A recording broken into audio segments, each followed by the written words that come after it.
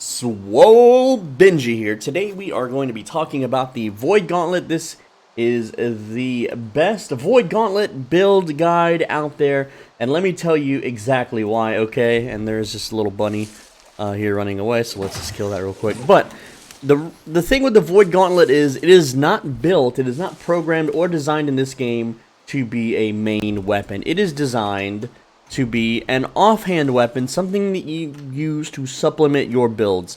I have played with this all through the PTR, and I'm on live right now with it being level 20, and I've tried all of its abilities and different perk combinations, and let me just tell you right now, this thing it's not great. It's not a good weapon, but it is really good in group play, in wars, and to supplement either a tank or a melee DPS. And so let me just talk about that, because that's where this thing really shines, alright? So if you're like me and you like to go solo big elite mobs or high level dangerous areas, and this thing makes it real easy, okay?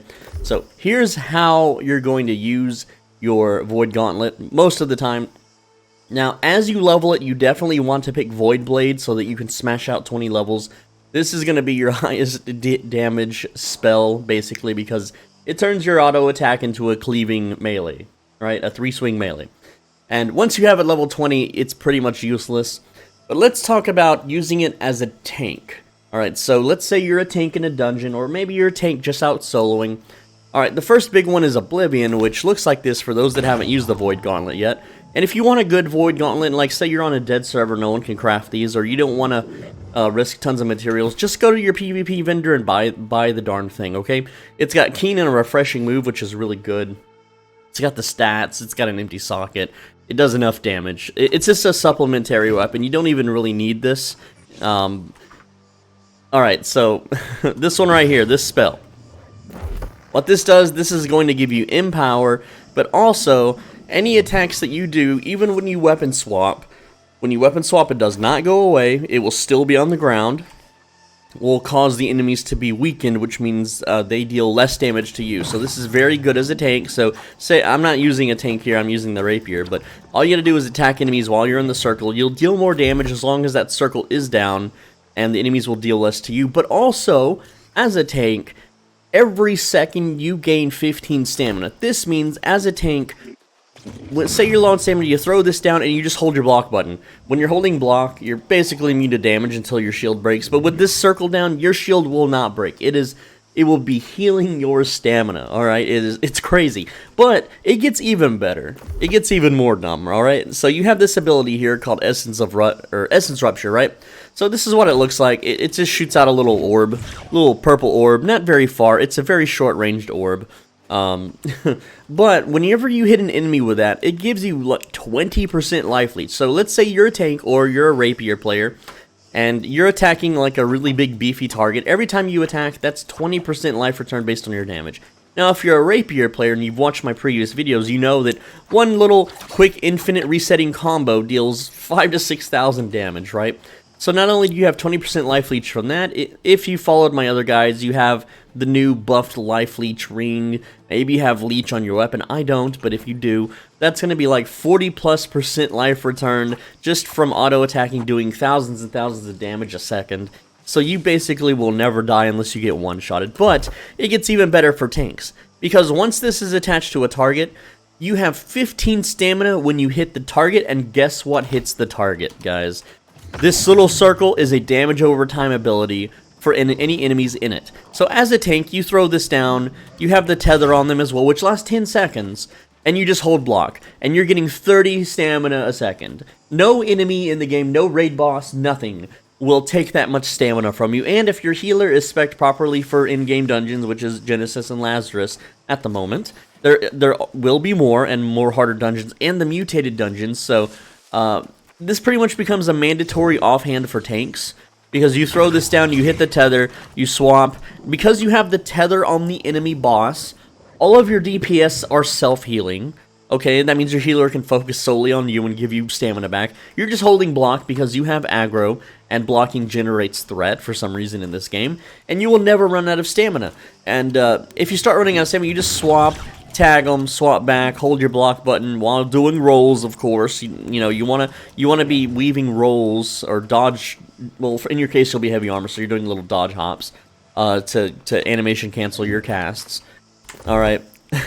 Now let's talk about the other abilities, and then we'll talk about passives real quick. The last ability, this one is completely optional. Okay, Petrifying Scream as a tank or as a rapier player. This thing roots for a couple seconds. It says it staggers, but it doesn't. I have never seen an enemy staggered by this. So that's a complete lie, and that needs fixing. Maybe in the future it will stagger, but maybe it staggers players. I don't know. I haven't used this on a player, but it looks like this. It's a very short range, only from like here. It's 5 meters. You see the little numbers at the top right? You run 5 meters in one hard direction. So let's go east. So that's 1, 2, 3, 4, 5. So we're right here, and we're gonna back up 5. Okay, 8, 8, 4, 3. That'd be like 38, right? So the range is only from here to like there. It's very, very short. it's a very short range, but it roots for barely anything at all. Like the root starts as soon as the animation hits the enemy, and by the time you even finish your cast animation, which you can't really roll cancel this one, they're already about to be unrooted. So this is more like a war thing. Now here's also the bad part about Petrifying Scream, right? So the perk increases its root duration below 50% life. This doesn't work. I have not seen this work on anything. I haven't tried it on players, but on mobs, this is not currently working. I don't know why. I mean, it's like this is the second day of the patch, by the way. And then this one, Fortifying Echoes. Here, this sounds cool because it gives you Fortify. 10% for 10 seconds is a lot. And it can stack up to 3 times if you AoE a bunch of enemies. That sounds really cool, but as a tank, here's the problem with it, right? Let me just see if I can find like a little bunny rabbit to kill. And I keep pushing shift, which is my mark button. Okay, so we're gonna go hit this wolf, and it will probably one-shot it, but I want to show you something. I'm gonna weapon swap as soon as I hit him, okay? So we hit him, we got our Fortify, we weapon swap, all those buffs just went away, all of them. So it's pretty much useless for that in that regard, okay? And let's just hit this rabbit here, there we go. So what I'm trying to tell you is, you may think as a tank that would be a cool ability, or just, you know, to get Fortify, right? It doesn't work if you weapon swap. The buff goes away, okay? Now, Essence Rupture and Oblivion do not go away on weapon swap. The effects stay with you. And because Essence Rupture, I can't really find a mob that I want one-shot. Well, maybe. I only do like 500 crit with it. I could probably hit one of these level 6 wolves. Level 7 in this case. And it might not kill them, but what it does, it puts a debuff on them, okay? You can see the icon above their nameplate. Let's see if this survives. See the little icon? It looks like 3 lightning bolts. I swap weapons, it's still there. I can then begin attacking or tanking with it on. So those do not go away on weapon swap. Now, finally, you have this one. This is what you'll level with, is the Void Blade. And the cool thing is, just casting Void Blade will give you Fortify by 20% for 5 seconds, which is a lot. However, it has the same problem. If you cast it, or if you even dodge roll cancel, it cancels the Void Blade, and thus it cancels your Fortify. So you can't use that one either. I thought that maybe I could just cast the Void Blade, get the Fortify buff, and swap back to my tanking set. That is not the case. So let's talk about the passives finally. Alright, so the right side of the tree is filled with freaking crappy passives. All of these require you to do ranged heavy attacks. Ranged heavy attack. This one is the Harvest Essence. That is holding right click and taking your own life from mana, which is really stupid. What the hell?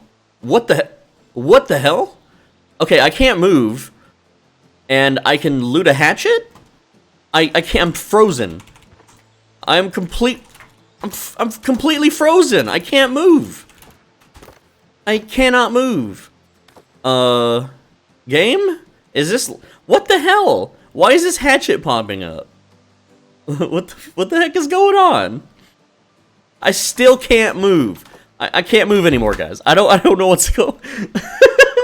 All I did was lifesteal myself. I can't use any abilities either. Did the server crash or something? No, I'm still healing. Can I drink? Can I eat a food? I can't drink. I can't eat. I'm completely stunned. Okay, I'm trying to open my inventory. Did that? Oh, okay, that unfroze me. That opening my what? It's doing it again. What the? What is this hatchet? Why does it want me to loot the hatchet so bad? What the crap is going on with this game? Okay, opening my... There we go, we looted the stupid hatchet that was a million miles away. What's with this hatchet? Salvage that, it's cursed. I don't want it. Okay. All I did was hold right click on my character and it completely froze me and allowed me to see loot from a mile away. I don't know this, I don't understand this game anymore, guys. What the hell? But hey, if that happens to you, open your inventory a bunch of times and it will eventually fix itself, I guess. I don't know. Very, very weird. Anyway, let's back to passives, okay? Healing from ranged heavy attacks. Ranged heavy attacks. And this one is if you dodge at full mana, which you're almost never at full mana if you use this thing. Unless you, again, hold right click and suck away your life, then you can do a dodge and you'll heal 80% of your weapon damage.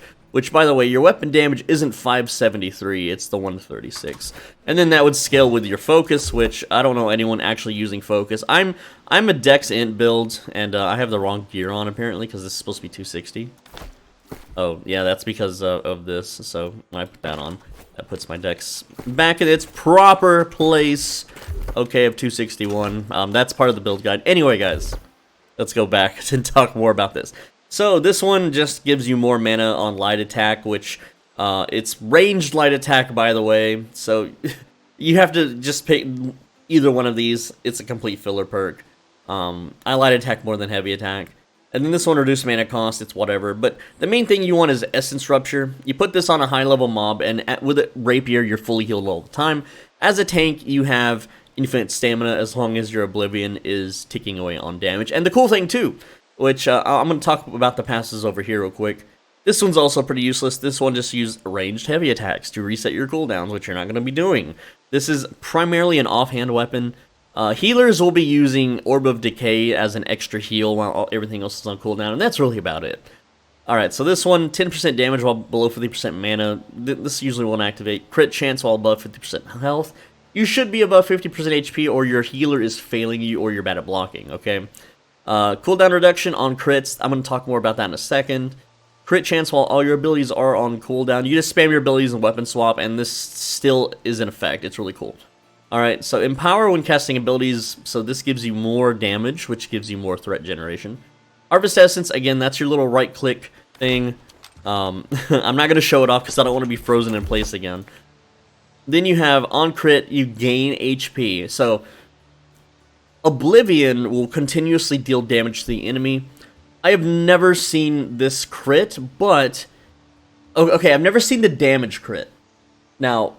Whenever you crit, your damage turns orange. I have never seen this turn orange, however, and I've never seen it deal extra damage when this is cast. But it's still, the game still thinks it's critting, okay? I know that sounds stupid, but when Oblivion is hitting enemies, it's not dealing more damage when it crits, but it does internally crit and it will not tell you, because you'll see your cooldowns just jump suddenly down, okay? Even when you don't have it as your main set weapon. You can throw this down, switch to your Rapier or your Sword and Shield, and when this internally crits, you'll notice your cooldowns will jump down rapidly, okay? And you'll also receive healing from it, which is kind of funny.